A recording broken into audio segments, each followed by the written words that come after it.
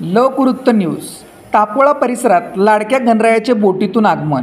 महाराष्ट्राची मिनी काश्मीर म्हणून ओळखल्या जाणाऱ्या तापोळा परिसरात व कोयना भाग 105 गावात लाडक्या गणरायाचे बोटीतून वाजत गाजत आगमन झाले.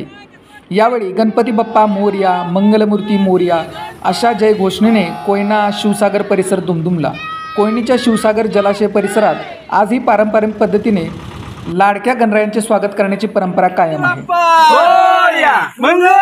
गणपती गणपती